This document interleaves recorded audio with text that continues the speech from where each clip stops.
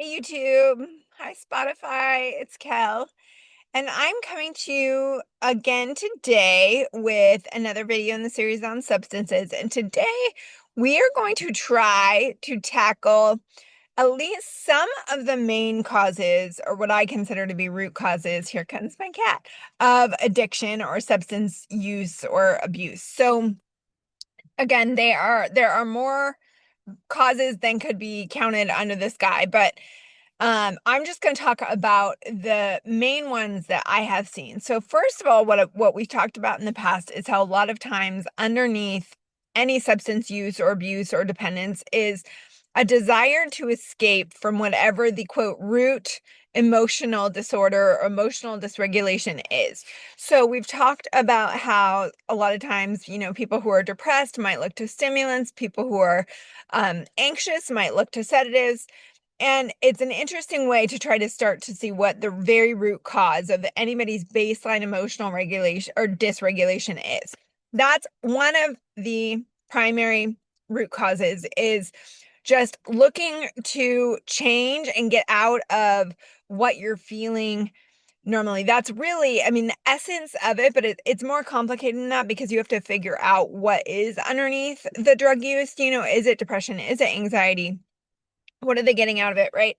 And so, I wanted to just mention the the multiple causes that could be a part of someone's addiction. Okay, so first we have, as someone who did do CBT a lot in my life, in my therapist life, we have irrational core beliefs at play. So we have a lot of times there is some belief deep down that if a person is whatever state that they were, depressed or anxious or whatever, that they might be unlovable, or that they're not, quote, good enough if they feel shame or all the, quote, darker emotions that can be in someone's shadow side. So you have something like, if I have actually had clients say, if I'm boring, then I'm not lovable. And so therefore they were drawn to certain drugs to try to escape feeling like they were boring. So that's like an irrational core belief that you want to work on. And also, obviously, as a psychodynamic therapist, I would try to get into with the client where exactly they believe that that belief came from. Was it told to them? Was it modeled to them? All that kind of stuff. So we have irrational core beliefs at play, which another, common one is like, if I am just myself, or if I show someone depression, they won't accept me, they'll leave me. Or if I am, am too anxious and not chill out, I ruin everything, or things like that. I mean, you just have it, they're all over the place. But really, it's a irrational core belief that makes someone not accept themselves as they are with all of their glorious, horrible feelings. Um, and instead they try to get out of it and, quote, become someone else, someone they think they, quote, should be. So that is one of them, irrational core beliefs. You would want to work on a therapist or with a therapist on that if you feel like you struggle from that. That's something a therapist, hopefully a lot of therapists are trained in CBT, so they should be able to kind of help you identify what those irrational core beliefs are. But again, also AA, where I'll get into it in the next video again, but plug for AA, because one of the things that they're so good at is promoting self-acceptance, and that is so crucial to someone recovering and not being dependent on some substance to, quote, get out of themselves, or escape from their feelings. So another one, obviously we talked about relieving anxiety. Obviously we've talked about, it can relieve or reduce depression symptoms, some substances. Again, the big thing is that it will ultimately lead to more anxiety or more depression, whatever you're trying to escape from. It's a short-term fix, and it will ultimately lead back to, the whatever feeling you were trying to avoid. You will come back to that feeling once you get sober or once you withdraw or whatever it is. So, um, also things that people have not dealt with, could be things like trauma. Trauma can lead to things like depression, also things, feelings like anxiety. So if people have unresolved trauma, a lot of times you start to see some drug use to try to escape from the aftermath of the trauma. Okay. Another one is distracting from loneliness. There's a saying out there that if you don't attach to people, you're more likely to attach to a substance.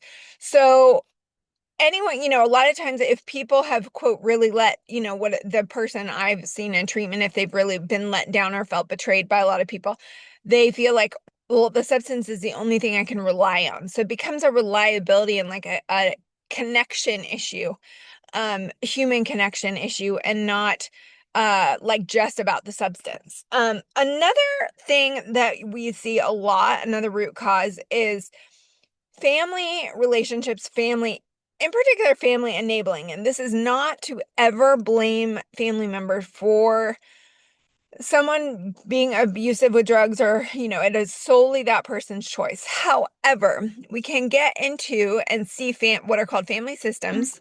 Um, um, you can get into family systems, and let me just block that. Hopefully you guys can't see that, but and so get into family systems where if a person, quote, goes to their parents and say, I need money or I'm going to be sleeping out on the street tonight or whatever, the parents will give them money. Well, this obviously becomes a very big problem, because then the person can just go use whatever they want to use and then come back and go to their parents again and say, I need more money, and the sad part is it's playing on the parents' fear that they could lose their child if they go live on the streets, or become homeless, because it is dangerous. It is, it's not a great place to think about your child living. That said, I've said this before. I did a different video on it with families setting boundaries, and it just really is important to say that you want to reward your child if they struggle with substance use. You want to reward them when they are trying to get sober, when they have demonstrated sobriety. But if they are actively using, that is not the time to be helping. Or if they're struggling with addiction, that is not the time to be helping them with any kind of money, because it could classically, will go to the drugs and just enable and perpetuate the whole cycle, right? So if someone is demonstrating that they're clearly trying to get sober, they're going to meetings, maybe they're taking, drug tests or whatever, then I think it's fully fine and rewarding for the child, the child or the person, to get money if you have finances you want to share with a person, so that you can, it's about rewarding good behavior and not rewarding or not creating a bad reinforcement cycle on, quote, bad behavior. And when I say bad behavior, I mean something that's dysfunctional to that person, right? So it's like, so let me give you an example. One example I always used to use with parents in treatment is, or anyone, any partner of someone using. If you see a person, falling all the time, but every time they fall, you slide a pillow underneath where they're going to land, they'll never learn how to not fall, because they're cushioned. So they have to, it's a very sad, hard truth about humans, but we have to fall on our face and get hit kind of hard for sometimes for us to change things that feel somewhat comfortable or feel normal or whatever. So I know it's a very difficult truth, because it is a tough love lesson, and it is something that feels very uncomfortable to a lot of very loving parents. But from what I've seen in my, I will say, and I said this before in a different video, a lot of times I will ask clients, what finally brought you into treatment? And they will say, you know what, the person who was, quote, enabling me the whole time, finally set a boundary and stuck to it.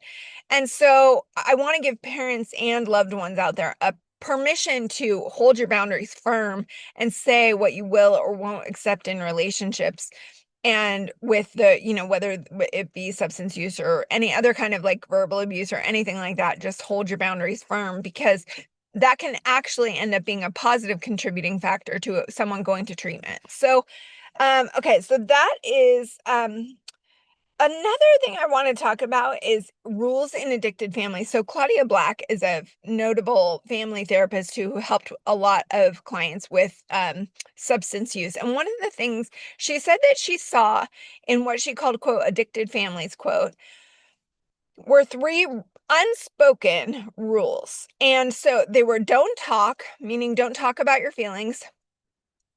Don't create intimacy in the family. Don't trust, meaning that every day is unreliable and unpredictable. And so you never really get that sense of structure and stability. And don't feel, meaning that a lot of times addicted families would learn to talk about kind of everything else that's very surfacey and shallow, the weather, the movies, da, da, da, but never talk about their feelings. And so why am I bringing this up right now? Because those three things can lead to someone becoming more addicted in their adult life if they don't, feel like they can talk and be open with people that they love about their feelings, if they don't know what their feelings are, and if they can't trust for each day to be reliable and consistent and predictable. So a lot of times it's that pattern of unpredictability that can create anxiety in someone, and again, we're talking nervous system dysregulation, and then that can lead to drug use. So there's a lot of contributing factors, but the biggest one I've seen, the biggest, kind of couple that are across the board is there's usually some type of emotional pain. And a lot of times I will say, addicts are some of the funniest, most amazing, most smart people I know. They're also have a tendency, when you get down to it, to be very hard on themselves. And you might not know that. Some of them may look very callous. Some of them may have lied about their drug use for a long time, and so you kind of think, oh, they're a jerk. They just lie or whatever.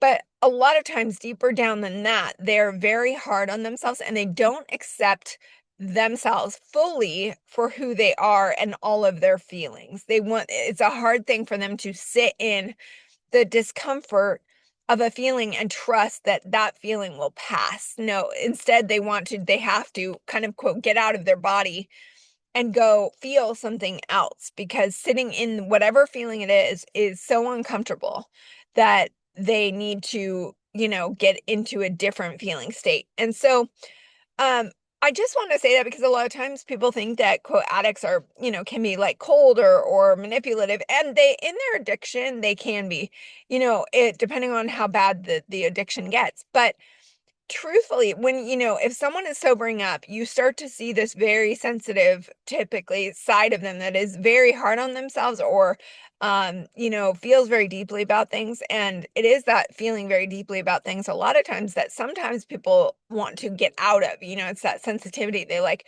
can't stand it almost. So just food for thought, because I think that there's a lot of misconceptions out there about, people who abuse or are dependent on substances. And if you just looked at the surface level, you might see, calloused behaviors. You might see, quote, bad character or lying, that kind of thing. But deeper down, there is typically someone who is very hard on themselves and can't accept all of their feelings. They think they're unlovable if they're, a certain feeling state, whether it's sad, some people like just cannot admit they're sad to other people. Some people think that, if they're constantly anxious, they're going to drive someone crazy, or, so it's a much more complicated. I know that a lot of people know this, but some people might not. It's a much more complicated, uh, you know, s- disorder than someone just choosing to, take drugs too much. So, I hope that this helped. Again, if I think of anything else, I'll include it probably in the treatment, the next video that I do, which is going to be on treatment interventions and how do you help someone, if they struggle with addiction, or how can they help themselves. So we'll get into that next time.